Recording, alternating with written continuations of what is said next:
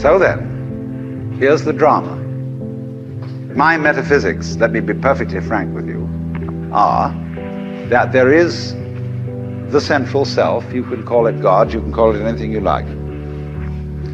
And it's all of us. It's playing all the parts of all beings whatsoever, everywhere and anywhere. And it's playing the game of hide and seek with itself. It gets lost, it gets involved in the farthest out adventures, but in the end, it always wakes up and comes back to itself. And when you're ready to wake up, you're going to wake up. And if you're not ready, you're going to stay pretending that you're just a poor little me. And since you're all here and engaged in this sort of inquiry and listening to this sort of lecture, I assume that you're all on the process of waking up.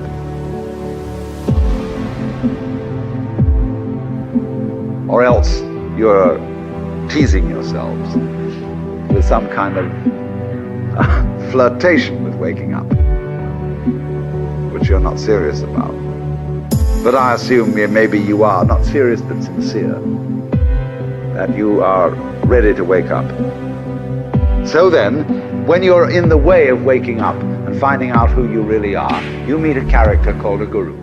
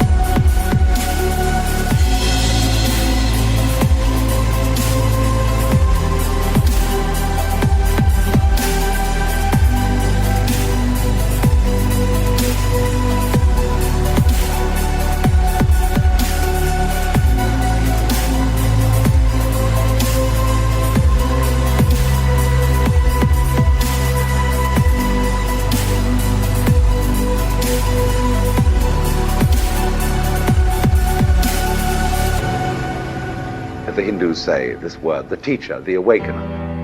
And what is the function of a guru? He's the man who looks at you in the eye and says, oh, come on. I know who you are. You know, you come to the guru and say, sir, I have a problem. I'm unhappy and I want to get one up on the universe, or I want to become enlightened. I want spiritual wisdom. The guru looks at you and says, who are you? You know Sri Ramana Maharshi, that great Hindu sage of modern times? People used to come to him and say, Master, who was I in my last incarnation? As if that mattered. He would say, who is asking the question? And he'd look at you and say, basically, go right down to it. You're looking at me, you're looking out, and you're unaware of what's behind your eyes. Go back in and find out who you are, where the question comes from, why you ask.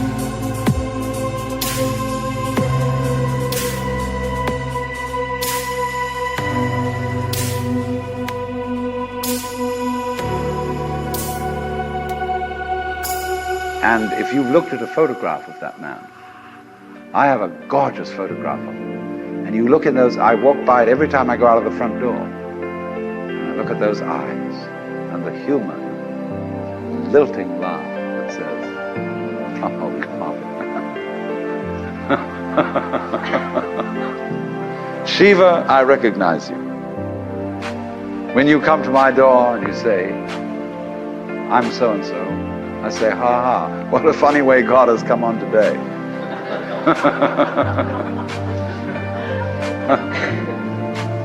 There are all sorts of tricks, of course, that gurus play. They say, well, we're going to put you through the mill. And the reason they do that is simply that you won't wake up until you feel you've paid a price for it. In other words, the sense of guilt that one has, or the sense of anxiety, is simply the way one experiences keeping the game of disguise going on.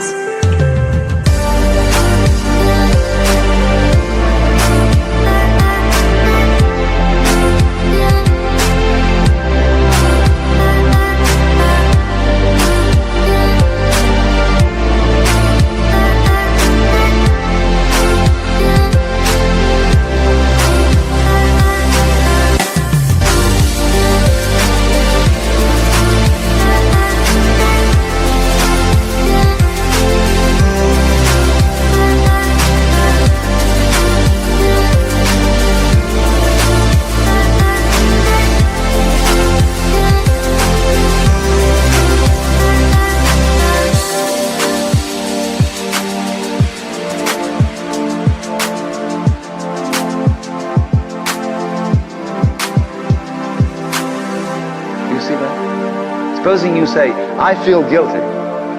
Christianity makes you feel guilty for existing. That somehow, the very fact that you exist is an affront. You are a fallen human being. I remember as a child when we went to the services of the church on Good Friday, they gave us each a colored postcard with Jesus crucified on it. And it said underneath, this have I done for thee, what doest thou for me? You know, you felt awful. You nailed that man to the cross. Because you eat steak, you have crucified Christ. Because you killed the bull. After all, you depend on it. Mithra, it's the same mystery. And what are you going to do about that? This have I done for thee, what doest thou for me? You feel awful that you just exist at all. But that sense of guilt is the veil across the sanctuary. Don't you dare.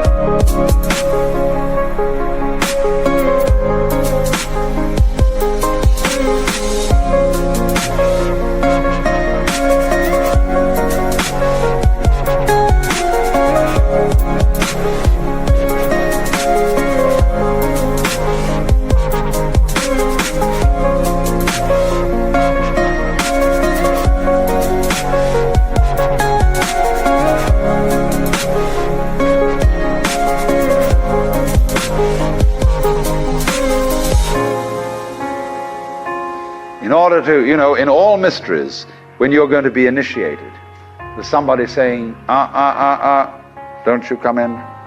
You've got to fulfill this requirement, and this requirement, and this requirement, and this requirement, then we'll let you in. And so you go through the mill. Why? Because you're saying to yourself, I won't wake up until I feel I deserve it. I won't wake up until I've made it difficult for me to wake up. So I invent for myself an elaborate system of delaying my waking up. I put myself through this test and that test, and when I feel it's been sufficiently arduous, then I may at last admit to myself who I really am and draw aside the veil and realize that after all, when all is said and done, I am that I am, which is the name of God. And when it comes to it, that's really rather funny. They say in Zen, when you attain Satori, nothing is left to you at that moment but to have a good laugh.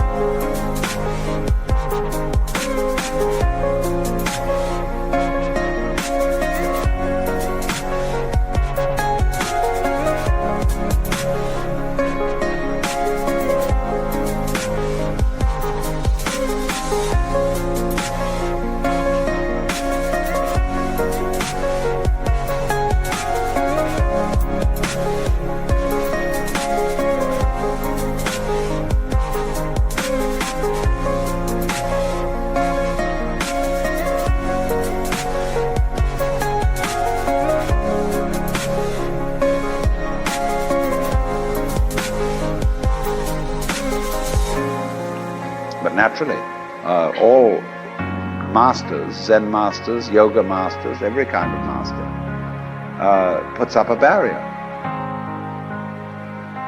and says to you,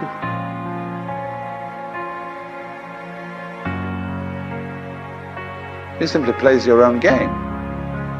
You know, we say anybody who goes to a psychiatrist ought to have his head examined.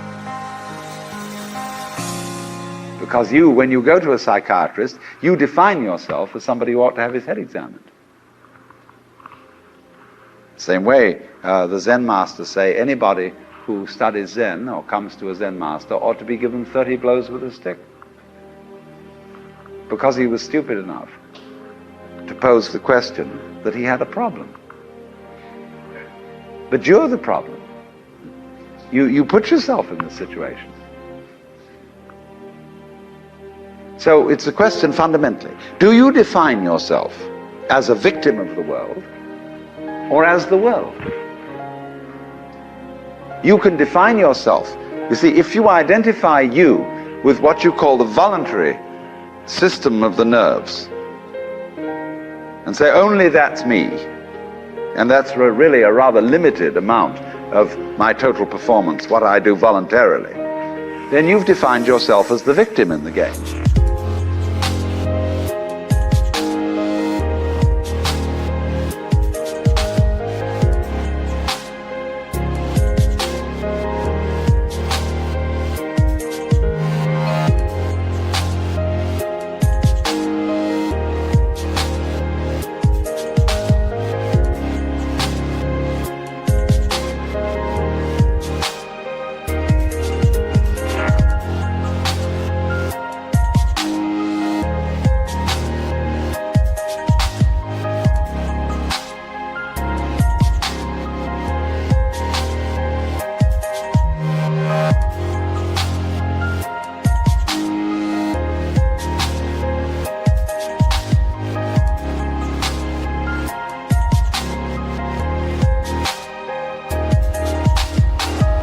And so you are able to feel that life was a trap.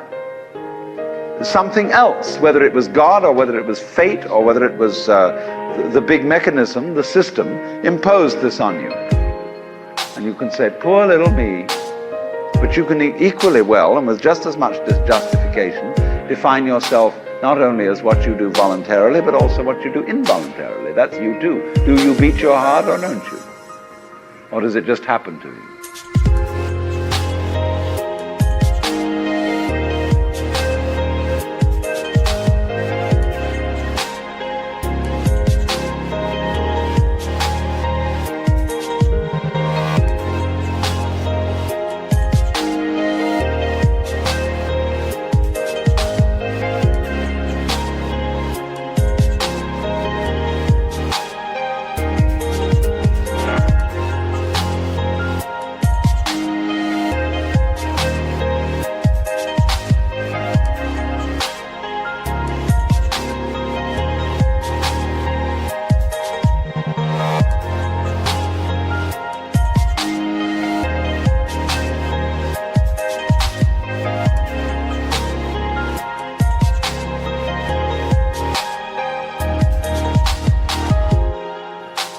And if you define yourself as the works, then nobody's imposing on you.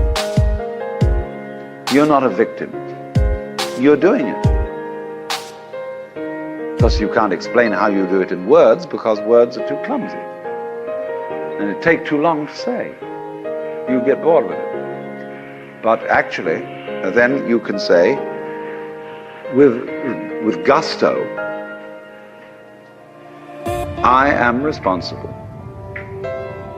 for this life. Whether comedy or tragedy,